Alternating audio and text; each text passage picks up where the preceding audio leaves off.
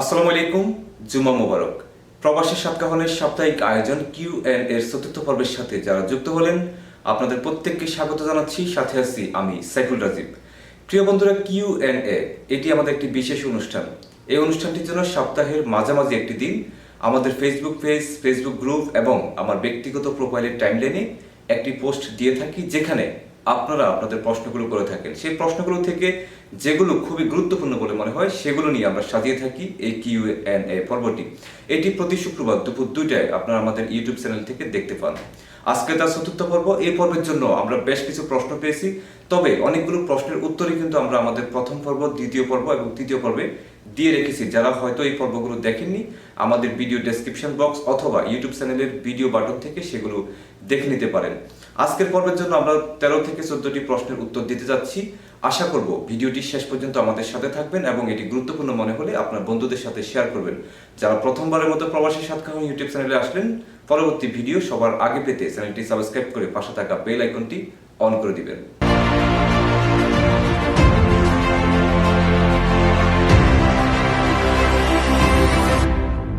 আজকের প্রথম যে প্রশ্নটি সেটি হচ্ছে, প্রশ্ন করেছেন তুমি আমার ভালোবাসা। লিখেছেন, ভাই আমি প্রি ভিসার লোক, বর্তমানে আকামার মেয়াদ 3 মাস শেষ হয়ে গেছে। আমার কপিলের মুআসসাসা লাল, এখন আমি কিভাবে ইকামা বানাবো বললে উপকার হবে। এই প্রশ্নটির উত্তর তো আমরা কয়েক হাজার বার দিয়েছি আমাদের এই ফেসবুক পেজে। তারপর একটু বলি যে যদি আপনার কোম্পানি বা মুআসসাসাটি রেড জোনে থাকে, যদি লাল থাকে এবং আপনার ইকামা যদি এক্সপায়ার হয়ে থাকে, সেক্ষেত্রে আপনি অন্য কোনো একজন কোম্পানির সাথে বা অন্য একজন ব্যক্তির কাছে আপনি কাফালা বা ট্রান্সফার হতে পারবেন এবং উক্ত ব্যক্তি চাইলে আপনার ইকামাটি রিনিউ করে দিতে পারবে। এখন হয়তো আপনি প্রশ্ন করেছেন যে নতুন নিয়মে কি হবে। নতুন নিয়মেও একই। আপনি এখন যে কোম্পানিতে আছেন তিনি যদি আপনার ইকামাটি রিনিউ করে নাও দেন, যদি আপনি অন্য একজনের কাছে ভালো অফার পেয়ে থাকেন, তাহলে তার সাথে আগে কন্ট্যাক্ট করে নেবেন যে আমার ইকামাটি এক্সপায়ার, তুমি কি আমার ইকামাটি রিনিউ করে দিবে কিনা। তবে নিয়ম যেটি বলে সেটি হচ্ছে, যদি মুআসসাসা রেড হয়ে থাকে, আপনার ইকামা এক্সপায়ার হয়ে থাকে, তাহলে আপনি এই কোম্পানি যেখানে রেড হয়ে আছে সেই কোম্পানির অনুমতি ছাড়াও অন্য কোথাও কাফালা হতে পারবেন এবং উক্ত ব্যক্তি যার কাছে কাফালা হবেন তিনি আপনার ইকামাটি রিনিউ করে দিতে পারবেন। পরের প্রশ্ন যিনি করেছেন তার নাম হচ্ছে সাজেদুল ইসলাম সাজু। তিনি লিখেছেন, ভাই আমার প্রশ্ন হচ্ছে, অবৈধ হাজার হাজার প্রবাসী সৌদি আরবে, এরা কি কোনো সুযোগ সুবিধা পাবে কিনা এই বছরে বৈধ হওয়ার? এই প্রশ্নের উত্তর আমরা কয়েকবার দিয়েছি। গতকালকে একটি ফেসবুক লাইভে আমি সেগুলো বলেছি। এই বছরে বৈধ হওয়ার সুযোগ দিবে কি দিবে না সেটি সন্দেহ করে বলার মতো কোনো সুযোগ নেই। তবে ব্যক্তিগতভাবে যদি আমাকে জিজ্ঞেস করেন, 14ই মার্চে যেহেতু নতুন শ্রম আইন বাস্তবায়ন হচ্ছে, সৌদি সরকার হয়তো এই কথাটি বিবেচনা করলেও করতে পারেন। তবে অন্যান্য বিষয় যদি আমরা লক্ষ্য করি, তাহলে এই বছর সাধারণ ক্ষমা দেওয়া বা অবৈধদেরকে বৈধ হওয়ার সুযোগ দেওয়ার সম্ভাবনা খুবই কম। এরপরেও সরকার চাইলে যে কোনো সময় যে কোনো কিছু করতে পারেন। যদি আমার একটি সুযোগ দেন তাহলে ভালো হবে, আর যদি সুযোগ না দেন তাহলে কিছু করার নেই। আর প্রশ্নের উত্তর যদি সহজে এক কথা বলি, যে এটি সন্দেহ করে হতে পারে, দিতে পারে, এভাবে বলার মতো কোনো সুযোগ নেই। যদি দে তাহলে আমরা অবশ্যই আপনাদেরকে জানাবো। ধন্যবাদ। এরপরের প্রশ্ন যিনি করেছেন তার নাম হচ্ছে মুজিবুর রহমান সোহেল। তিনি লিখেছেন যে, ভাই কেমন আছেন, দোয়া করি আল্লাহ যেন আপনাকে ভালো রাখেন। আমি একজন সৌদি আরব প্রবাসী, 20 বছর যাবত আমার বাড়িতে অনেক বড় একটা ঘটনা, যদি অনুমতি দেন তাহলে আপনাকে জানাবো। মুজিবুর রহমান সোহেল ভাই, আমি আপনাকে বলবো যে আপনার বাড়িতে যে ঘটনাটি সেটি হয়তো ব্যক্তিগত হতে পারে। আপনি যদি মনে করেন যে সেটি আমাদের প্রবাসীদের জানা জরুরি বা প্রবাসীরা যদি সেটি জানে তাহলে আপনার কোনো উপকার হবে, প্রবাসীরা জানলে আপনার কোনো সহযোগিতা হবে যদি মনে করেন। এক কথা আমি যেটি আপনাকে বোঝাতে চাচ্ছি, পারিবারিক ঘটনা পরিবারের মধ্যে রেখে দেওয়া ভালো। আর যদি কোনো কারণে মনে করেন যে সেটি দেশ এবং দেশের জনগণের জানা উচিত বা সরকার প্রশাসনের জানা উচিত, এটি জানলে আপনি উপকৃত হবেন, তাহলে আমাদেরকে জানাতে পারেন। সেটি যদি প্রচারযোগ্য হয় তাহলে আমরা অবশ্যই প্রচার করব। তবে আমি যেটি বলবো সেটি হচ্ছে, পারিবারিক ঘটনাগুলো পারিবারিকভাবে সেগুলো সেখানে মিট করে নেওয়া বা শেষ করে নেওয়াটাই ভালো। এরপরের প্রশ্নটি যিনি করেছেন তার নাম হচ্ছে জামাল খান। তিনি লিখেছেন যে, আমার প্রশ্ন হচ্ছে, আগামী জুলাই মাসে আমার কোম্পানির সাথে 2 বছর এগ্রিমেন্ট শেষ। এখন আমি কিভাবে কাফালা করব? ওই মালিকের সাথে কাজ করতে চাই না, অন্য কপিলের কাছে চলে যাব, অন্য কপিলের কাছে চলে যাব বা অন্য কপিল করব, এই বিষয়ে সিদ্ধান্ত জানালে উপকৃত হব। জামাল খান ভাই, যেহেতু এই নতুন শ্রম আইনটি বাস্তবায়ন হবে হচ্ছে মার্চের 14 তারিখ থেকে, আপনার ইকামা শেষ হবে হচ্ছে জুলাই মাসের দিকে, তো আপনি নিশ্চয়ই তার সাথে একটি কন্ট্যাক্টে আছেন। এখন আপনার ইকামার মেয়াদও সেখানে আছে। তো আপনার জন্য ভালো হবে যে আপনি যতদিন পর্যন্ত কন্ট্রাক্টের মেয়াদ থাকে ততদিন তার কাছে থাকেন, এরপরে আপনি নতুন কন্ট্রাক্ট করবেন। তার আগে যদি আপনি যেতে চান তাহলে ওই কোম্পানিতেও আপনাকে আপনার প্রাপ্য হিসাব যেমন বুঝিয়ে দিবেন, ঠিক আপনার কাছে যা যা পাবেন সেগুলো কিন্তু তিনি কেটে রাখতে পারবেন। যেমন আপনার ইকামা যদি মেয়াদ থাকে, প্রতি মাসের ইকামা ফি কত টাকা আসে সেই হিসাবে আপনার যদি 3 মাস ইকামা বাকি থাকে তিনি চাইলে সেগুলো কেটে রাখতে পারেন, বা অন্যান্য সুযোগ সুবিধা যেগুলো আছে সেগুলো তিনি তার যে প্রাপ্য হক সেটি যেমন আপনারটি যেমন আপনাকে বুঝিয়ে দিবেন, ঠিক তেমনি কোম্পানি কিন্তু কোম্পানিগুলো কেটে নেবেন। তো দুটি জিনিসের সমন্বয় কিন্তু আপনি অন্য জায়গায় ট্রান্সফার হতে পারবেন, কাপালও হতে পারবেন। তবে আমার উপদেশ যেটি হবে সেটি হচ্ছে আপনি অন্তত জুলাই মাস পর্যন্ত তার সাথে কন্ট্রাক্ট শেষ করে তারপর নতুন একটি কোম্পানির সাথে আপনি চুক্তিবদ্ধ হবেন। এরপরে প্রশ্নটি করেছেন হচ্ছে জাহিদুল ইসলাম, লিখেছেন রাজীব ভাই, আমি 4 জনের মুআসসাসায় আছি, 2 বছর ধরে কপিল প্রতি মাসে 500 রিয়াল নেয়। কপিল ছুটি দিতে চায় না মার্চের 14 তারিখের পর, আমি কি নিজের অবসর থেকে ছুটি লাগাতে পারবো? দয়া করে জানাবেন। দেখেন, এটি হচ্ছে এই প্রসঙ্গে আমরা একটি ভিডিও বানিয়ে আমাদের ইউটিউব চ্যানেলে রাখছি যে নতুন শ্রম আইনের যে বিষয়গুলো জানা আপনাদের প্রত্যেকের জন্য খুবই জরুরি। আপনি যে কথাটি বলছেন ছুটি আপনি লাগাতে পারবেন, এটি ঠিক আছে, তবে আপনি মন চাইলে যে যখন খুশি তখন ছুটি লাগিয়ে দেশে চলে যাবেন, বিষয়টি কিন্তু তা না। আপনি যে কোম্পানির সাথে কাজ করতেছেন, আপনি যেটি করবেন সেটি হচ্ছে আপনি এদেশের যারা আপনাকে ছুটি দিবে তাদের বরাবর বা যাওয়াজাতের বরাবর আপনি একটি অ্যাপ্লিকেশন করবেন, লিখা দিবেন, অথবা আপনি মেসেজ পাঠাবেন যে আমি এত তারিখে ছুটিতে যেতে চাই, আপনি জাস্ট আবেদন করতে পারবেন। এরপরে আপনি যে কোম্পানির সাথে কাজ করতেছেন তার সাথে আপনার কোনো লেনদেন আছে কিনা, তার কাজ আপনি বাকি রাখছেন কিনা, সেগুলো কিন্তু তারা যাচাই বাছাই করবে। যখন দেখবে যে এটি গ্রিন সিগন্যাল, কোনো ঝামেলা নেই, তখন আপনি ছুটি পেয়ে যাবেন আপনার আবেদনের প্রেক্ষিতে। যদি এমন হতে পারে যে আপনি কোনো একটা কোম্পানিতে 6 মাসের কন্ট্রাক্টে আছেন কিন্তু 4 মাসের সময় আপনি ছুটি চাচ্ছেন, তাহলে কিন্তু আপনি ছুটি পাবেন না। আগে এখান থেকে ক্লিয়ার করে নিতে হবে। আপনি যে কোনো একটি কন্ট্রাক্ট শেষ করে তারপর ছুটির জন্য আবেদন করতে পারবেন। কারোর সাথে কন্ট্রাক্টে থাকা অবস্থায় আপনি তার কাজটি শেষ না করে দিয়ে বা তার সাথে লেনদেন সেটি শেষ না করে আপনি মন চাইলে ছুটি লাগিয়ে যেতে পারবেন না। আপনি আবেদন করতে পারবেন, কিন্তু যারা আপনাকে ছুটি দিবেন তারা কিন্তু আপনার কোম্পানি মালিক বা কপিলের সাথে তারা খোঁজ খবর নিয়ে দেখবে যে সবকিছু ওকে কিনা। যখন দেখবে সবকিছু ওকে তখন আপনি ছুটি পাবেন, কিন্তু মাঝপথে আপনি মন চাইলে ছুটি লাগিয়ে দেশে চলে যেতে পারবেন না। এরপরের প্রশ্নটি যিনি করেছেন তার নাম হচ্ছে খারাপ মানুষ। তিনি লিখেছেন, যারা আমেল আইডি ভিসায় আগে বড় মুআসসাসায় ছিল তারা পরবর্তীতে 7 জনের আমেল মুআসসাসাতে মুক্তব আমেল ফি 100 রিয়াল আসতো। আমাকে একজন বলছে তাদের মুক্তব আমেল ফি 100 রিয়াল আসবে, কিন্তু 5 বছর পরে নাকি সেটি আগে জানি তো তা আসবে, মানে হচ্ছে পুরো টাকাটা দিতে হবে 10,700 টাকা করে, 5 বছর 53,500 রিয়াল। এটি কতটুকু সত্য? আপনার এই প্রশ্নটি যেটি করেছেন আমি সেটি বুঝতে পেরেছি, তবে আপনি যে কথা বলছেন আমি যতটুকু জানি বড় মুআসসাসা থেকে ছোট মুআসসাসায় আসলে 100 রিয়াল করে মুক্তব আমেল ফি আসে এবং সেটা দিয়ে কিন্তু ইকামা রিনিউ করতে হয়। সেখানে বকেয়া বলতে কোনো কথা থাকে না যে কোনো কিছু বাকি রয়ে গেছে। তো আপনাকে যে মেসেজটি দিছে যে এখন আপনি 100 রিয়াল করে দিলেও পরবর্তীতে 5 বছর পরে আপনাকে পুরো টাকা পরিশোধ করতে হবে, মানে এত টাকা, এমন কোনো সংবাদ আমি কখনো শুনিনি এবং এমন কোনো আইন হওয়ার সম্ভাবনা আছে বলে আমার মনে হয় না।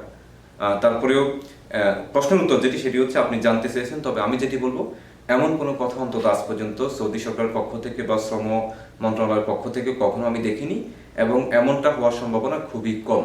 এরপরে প্রশ্নটি করেছেন জুয়েল শাহরিয়ার, লিখেছেন আমি একটা কোম্পানির কফি শপে 2 বছর ধরে কাজ করতেছি, এরা আমার ইকামা রিনিউ করছে না, এখন আমি মুক্তব আমেলের কাছে গেলে কি উপকার পেতে পারি বা মার্চের পর সুযোগ সুবিধা আসলে কি নিজের ইকামা নিজে করতে পারবো? প্রশ্নটার উত্তরটা হবে এমন যে আপনার ইকামা করে দিচ্ছে না এবং আপনাকে বেতন দিচ্ছে না, সেজন্য আপনি লেবার কোর্টে যেতে পারবেন, মুক্তব আমেলে যেতে পারবেন। সেখানে গেলে তারা আপনার কথা শুনবেন। যদি আপনি ভিকটিম হয়ে থাকেন তাহলে অবশ্যই আপনি সেখান থেকে ভালো রেজাল্ট আপনি পাবেন, এতে কোনো সন্দেহ নেই। আর আরেকটি বিষয় আপনি যেটি বলছেন নিজের ইকামা নিজে রিনিউ করতে পারবেন কিনা, না, নিজের ইকামা নিজে রিনিউ করার কোনো সুযোগ নেই, এটা সম্পূর্ণ মিথ্যা কথা। ইকামা অবশ্যই রিনিউ করবেন তিনি, আপনি যার অধীনস্থ কাজ করবেন। আপনি ইকামা রিনিউ করতে পারবেন না, আপনি ইকামার ফি কোথাও জমা দিতে পারবেন না, এমন কোনো অ্যাকাউন্ট নাম্বার, এমন কোনো সুযোগের কথা আমরা এখনো পাইনি। ইকামা রিনিউ করবে হচ্ছে তিনি, আপনি যার অধীনে কাজ করবেন। আপনি নিজে ইকামা করার কোনো সুযোগ নেই। আর যেটি আপনি বলছেন মুক্তব আমেলে গিয়ে আপনি কোনো সহযোগিতা পাবেন কিনা, হ্যাঁ, আপনি অবশ্যই পাবেন।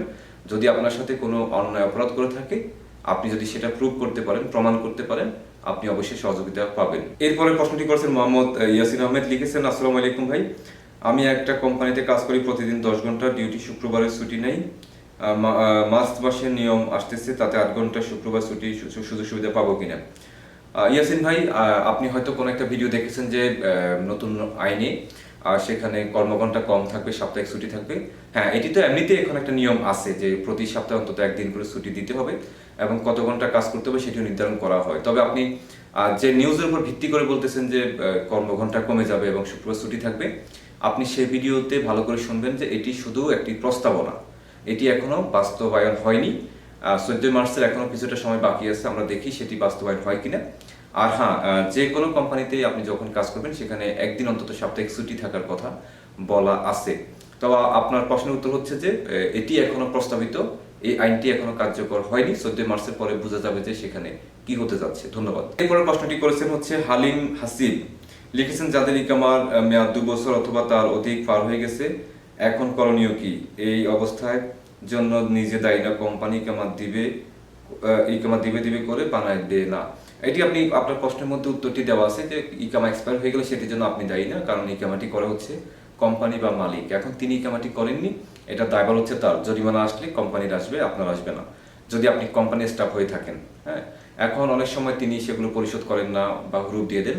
এই ক্ষেত্রে সেটি হচ্ছে যে আইন যে কথা বলে যে আপনি তো সেখানে মারামারি করতে পারবেন না, আপনি চাইলে ইকামা করতেও পারবেন না। যেহেতু আপনি ইকামা করে দিচ্ছে না, এই জন্য আপনি দেশের লেবার কোর্ট বা মুক্ত মামলার সহযোগিতা নিতে পারেন। তাদেরকে জানাতে পারেন যে আমার কোম্পানি 2 বছর ধরে আমার ইকামা করতেছে না, এখন আমি কি করব। তারাই আপনাকে পরবর্তী করণীয় কি সেটি বলে দিবেন। এরপরে প্রশ্নটি করেছেন হচ্ছে জামাল, তিনি লিখেছেন ভাই, আপসের না করে কি দেশে যাওয়া যাবে? দয়া করে জানাবেন। আমার ফ্লাইট হলো 21 তারিখ রাতে সৌদি আরবে। আপনি দেশে যাওয়ার জন্য আবসারের কোনো প্রয়োজন নেই। আবসারের প্রয়োজন হবে হচ্ছে আপনার কপিলের, যখন আপনাকে এক্সিট রিএন্ট্রি বা ফাইনাল এক্সিট লাগাবে তখন কপিলের আবসার থেকে সেটি করা হয়। আপনার আবসার হচ্ছে আপনার এখানকার যাবতীয় কাজের জন্য। এয়ারপোর্ট দিয়ে দেশে যাওয়ার জন্য আবসারের কোনো প্রয়োজন নেই। সেখানে সর্বোচ্চ আপনার মোবাইলে তাওয়াক্কালনা অ্যাপসটি থাকতে হবে প্রবেশ বা বাহিরের ক্ষেত্রে, তাও এদেশের এয়ারপোর্টে। বাংলাদেশে এগুলো কোনো প্রয়োজন নেই। আর এয়ারপোর্টে আমি কিছুদিন আগে গিয়েছিলাম, সেখানে তাওয়াক্কালনার কথা জিজ্ঞেস করে না, আপনার এক্সিট রিএন্ট্রি লাগানো থাকলেই চলবে। আর আরো সহজ করে বললে, দেশে যাওয়ার জন্য আবসারের কোনো প্রয়োজন আপনার নেই। এটি হচ্ছে সৌদি আরবের অভ্যন্তরে বিভিন্ন সুযোগ সুবিধা পাওয়ার জন্য। আর আপনি তাওয়াক্কালনাটি মোবাইলে রেখে দিতে পারেন, যাতে করে আপনি এয়ারপোর্টে প্রবেশ করার সময় জিজ্ঞেস করলে বলতে পারেন যে আমার তাওয়াক্কালনা আছে। এরপরে প্রশ্নটি করেছেন হচ্ছে এমডি হাবিবুল ইসলাম, লিখেছেন সাইফুল ভাই কেমন আছেন? ভালো আছেন? আমার ইকামা 2 বছর ওভার হয়ে গেছে, আমি কিভাবে আবসার করব? এই বিষয়ে আমাদের বেশ কিছু ভিডিও আছে। আবসার করার জন্য ইকামার মেয়াদ থাকতে হবে এমন কোনো কথা নেই। আপনার ইকামা 1 বছর, 2 বছর, 3 বছর বা তার অধিক এক্সপায়ার হলেও আপনি আবসার অ্যাকাউন্ট করতে পারবেন। শুধুমাত্র যাদের ইকামাতে হুরুপ আছে তারা আবসার করতে পারেন না। অন্যদিকে ইকামার মেয়াদ না থাকলেও আবসার অ্যাকাউন্ট করা যায়। আপনি আবসার মেশিনে গিয়ে আপনার আবসার অ্যাকাউন্টটি করে ফেলতে পারবেন, এতে কোনো সমস্যা হবে না। এরপরে প্রশ্ন করেছেন হচ্ছে সালাউদ্দিন, লিখেছেন ফাইনাল এক্সিটের জন্য ফর্ম জমা দিয়েছি, 20 দিনের মতো হয়ে গেল, কিন্তু এখনো খবর আসেনি। এভাবে নতুন ভিসায় গিয়ে যে কোনো মুহূর্তে আসা যাবে কিনা? প্রথম প্রশ্নের উত্তর হচ্ছে, গত পর্বে আমরা বলেছিলাম যে এক্সিটের ফর্ম জমা দেওয়ার দায়িত্ব হচ্ছে আপনার। সেটি অ্যাপ্রুভ হয়ে আসবে কিনা সে দায়িত্ব হচ্ছে সৌদি সরকারের বা দেশের যাওয়াজাতের। 20 দিন না, শুধু এটি 20 বছর পরেও যে দিতেই হবে এমন কোনো কথা নাই। তারা যদি মনে করেন যে আপনাকে ফাইনাল এক্সিট দেওয়া প্রয়োজন, তাহলে তারা সেটি 1 মাস পরে, 1.5 মাস পরে, 3 মাস পরেও দিতে পারেন। এবং সেটি আমি আবার বলছি, সেটি হবে যেমন কোনো কথা নেই। সুতরাং আপনি আবেদন জমা দিয়েছেন, আপনাকে এখন অপেক্ষা করতে হবে। সেটি কবে আসবে এর কোনো নির্দিষ্ট সময়সীমা নেই যে এটি 1 মাস পরে বা 2 মাস পর বা 3 মাস পরে আসতে পারে, আসতেও পারে, নাও আসতে পারে। তো যদি আসে তো ভালো। আরেকটি প্রশ্ন করেছেন যে আপনি এভাবে দেশে গিয়ে যে কোনো মুহূর্তে আসতে পারবেন কিনা? না, আপনি এভাবে দেশে গেলে ন্যূনতম 3 বছর সৌদি আরবে প্রবেশ করতে পারবেন না, 3 বছর পরে। এরপরে প্রশ্নটি যিনি করেছেন তার নামটি আরবিতে লিখা, আমি সেটি পড়তে পারলাম না, দুঃখিত। আপনার প্রশ্ন হচ্ছে যে একটা জিনিস জানা ছিল, আমার পাসপোর্টের মেয়াদ শেষ হওয়ার পরে আমি অনলাইনে 1 বছর মেয়াদ বাড়িয়েছি। এখন আমি এই পাসপোর্ট দিয়ে দেশে ছুটিতে যেতে পারবো বা গেলে আবার আসতে পারবো কিনা রিপ্লাই আশা করতেছি। আপনি 1 বছর মেয়াদ বাড়িয়েছেন, সেটা দিয়ে আপনি ছুটিতে যেতে পারবেন, এতে কোনো বাধা নেই। তবে আসার সময় অবশ্যই আপনি সাথে করে নতুন একটি পাসপোর্ট নিয়ে আসতে হবে। আমি আবারও বলি, বেটার হচ্ছে যে আপনার 5 বছর মেয়াদি নতুন পাসপোর্টটা আসার পরে আপনি দেশে ছুটিতে যাবেন। যদি কোনো কারণে সেটি আপনি হাতে পাচ্ছেন না, এখন হাতে লেখা পাসপোর্ট নিয়ে দেশে যাবেন, আপনি যেতে পারেন, সেক্ষেত্রে কোনো আইনি বাধা নেই। তবে যেটি করতে হবে, আসার সময় আপনার নতুন পাসপোর্ট সাথে করে, মানে পুরনো পাসপোর্টের সাথে অ্যাটাচ করে সেটি নিয়ে আসতে হবে। যদি আপনি নতুন পাসপোর্ট সাথে করে আনতে না পারেন, সেক্ষেত্রে এয়ারপোর্টে ঝামেলা হতে পারে। এরপরের প্রশ্নটি করেছেন হচ্ছে ডার্ক মিজান তিনি লিখেছেন, ভাইয়া সরকারিভাবে যে পিসিআর করা হয় গলার ভিতর থেকে কাঠির মাধ্যমে লালা সংগ্রহ করা হয়, এই ধরনের পিসিআর সার্টিফিকেট দিয়ে কি বাংলাদেশে যাওয়া যাবে, এয়ারপোর্টে কোনো সমস্যা হবে? না, এটি তো মূলত যে পিসিআর টেস্টের মূল নিয়ম কিন্তু এটি, যেখানে করুক না কেন সরকারি বা বেসরকারিভাবে এভাবে করা হয়। এখন কথা হচ্ছে সরকারিভাবে যে পিসিআর টেস্ট করা হয় সেখানে শুধু মোবাইলে একটি মেসেজ আসে, এখানে কোনো কাগজে পেপারে কোনো রিপোর্ট দেওয়া হয় না। কিন্তু এয়ারপোর্টে যেতে হলে, ট্রাভেল করতে গেলে আপনার সাথে করে একটি পেপার রাখতে হবে আপনার কাছে, যেটি আপনি জমা দিবেন সেখানে। মোবাইলের মেসেজ তো আপনি জমা দিতে পারবেন না। তো এই ক্ষেত্রে যেটি বলবো, যদি আপনার কাছে এমন কোনো রিপোর্ট আসে যেটি কাগজে প্রিন্ট করা যায়, তাহলে আপনি সেটা দিয়েও যেতে পারবেন। যদি শুধু মোবাইলে মেসেজ আসে তাহলে সেটি যথেষ্ট না।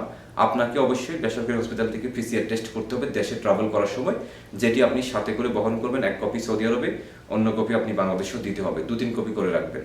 এরপরে প্রশ্নটি করেছেন সৌদি প্রবাসী, লিখেছেন, ভাই আফসার কি বাধ্যতামূলক লাগবে, আর এই আফসার না দিলে কি কোনো সমস্যা হবে? সৌদি প্রবাসী ভাই, খুবই কি বলবো আপনাকে, বুঝতেছি না। এই আফসার নিয়ে না হলেও 20 থেকে 30টি ভিডিও আছে আমাদের এই ফেসবুক পেজ বা ফেসবুক গ্রুপে। সৌদি প্রবাসী আপনার নাম, যেহেতু আপনি বলছেন সৌদি আরবে থাকতে হলে, সৌদি প্রবাসী হতে হলে আফসার বাধ্যতামূলক। আগামী 14 মার্চের পরে উইদাউট আফসার আপনি কোনো কিছুই করতে পারবেন না। তাহলে এবার আপনি বুঝে নেন যে আফসার কতটুকু বাধ্যতামূলক। ধন্যবাদ। এরপরে প্রশ্নটি করেছেন আব্দুর রাজ্জাক, লিখেছেন, আসসালামু আলাইকুম ভাই, আমি দেশে ছুটিতে যাবো, এয়ারপোর্টে কি কি কাগজপাতি লাগবে জানাবেন, শুধু করোনা টেস্ট হলেই চলবে নাকি অন্য কিছু লাগবে? না, আপনি দেশে ছুটিতে যাওয়ার জন্য যেটি লাগবে সেটি হচ্ছে কপিল, আপনাকে এক্সিট টিএনটি বা ফাইনাল এক্সিট লাগাতে হবে, সেই পেপারটি সাথে রাখবেন। দ্বিতীয় হচ্ছে আপনার পাসপোর্টের মেয়াদ থাকতে হবে। তৃতীয় হচ্ছে আপনার জিনিসপত্র যেগুলো নেবেন সেগুলো বৈধ জিনিসপত্র নিতে হবে। আর যে জিনিসটি খুবই বেশি প্রয়োজন সেটি হচ্ছে শুধুমাত্র করোনা টেস্ট। এখানে তাওয়াক্কাল না, আফসির এগুলোর কোনো প্রয়োজন নেই, আলাদা কোনো লেটার লাগবে না। শুধু যে কোনো হসপিটাল থেকে পিসিআর টেস্ট করে সেটার রিপোর্ট যেটি আছে, যেটি হলো করোনার নেগেটিভ রিপোর্ট, যেটি সেই পেপারটি পাসপোর্টের সাথে রেখে দিবেন, এটি খুবই প্রয়োজন। অন্য কোনো পেপারের কোনো দরকার নেই। এরপরে প্রশ্নটি করেছেন হচ্ছে কাশেম আলবিন, তিনি লিখেছেন, আসসালামু আলাইকুম ভাই, কোন ব্যাংকে অ্যাকাউন্ট করলে ভালো হবে? ধন্যবাদ, খুবই ভালো একটি প্রশ্ন করেছেন। এই প্রশ্নের উত্তর হচ্ছে, যদি আপনি সৌদি প্রবাসী হয়ে থাকেন, সৌদি আরব থেকে শুধুমাত্র দূতাবাস এবং কনসুলেটে সোনালী ব্যাংকের অ্যাকাউন্ট করা যায়। আপনি নিজের সশরীরে সেখানে গিয়ে অ্যাকাউন্ট করতে পারবেন এবং অ্যাকাউন্টের যাবতীয় ডকুমেন্টগুলো আপনি এখান থেকে পেয়ে যাবেন। তো সৌদি প্রবাসী হলে শুধুমাত্র সোনালী ব্যাংকে অ্যাকাউন্ট করার সুযোগ এখানে আছে। আবার অন্যান্য সময় আমরা শুনি যে অনেকে ইসলামী ব্যাংকে অ্যাকাউন্ট এখানে করাচ্ছেন, অ্যাকাউন্ট করাতে পারেন, জানি না যে আপনি সেই ডকুমেন্টগুলো পাবেন কিনা, সেখানে স্বাক্ষর সিগনেচার কিভাবে করবেন। তো আমার মনে হয় যে যদি এখান থেকে কোনো গুরুত্বপূর্ণভাবেই, মানে আপনি যদি জরুরিভাবে কোনো অ্যাকাউন্ট করতে হয় তাহলে সোনালী ব্যাংকেই করবেন। এরই সাথে শেষ হলো 4th পর্বের প্রশ্নের উত্তর দেওয়া। আজকে আমরা 14টি প্রশ্নের উত্তর দিলাম। আর যে প্রশ্নগুলোর উত্তর দেওয়া হয়নি সেগুলো আমাদের প্রথম পর্ব, দ্বিতীয় পর্ব এবং তৃতীয় পর্বে পেয়ে যাবেন। ভিডিওগুলো দেখে নেবেন। পরিশেষে এসে বলবো, ভিডিওটি ভালো লাগলে অবশ্যই আপনার বন্ধুদের সাথে শেয়ার করবেন। সেই সাথে 5ম পর্ব দেখার অগ্রিম আমন্ত্রণ জানিয়ে বিদায় নিতে চাচ্ছি। সবাই ভালো থাকবেন, সুস্থ থাকবেন। আপনাদের সবার জন্য শুভেচ্ছা, শুভকামনা নিরন্তর। আল্লাহ হাফেজ।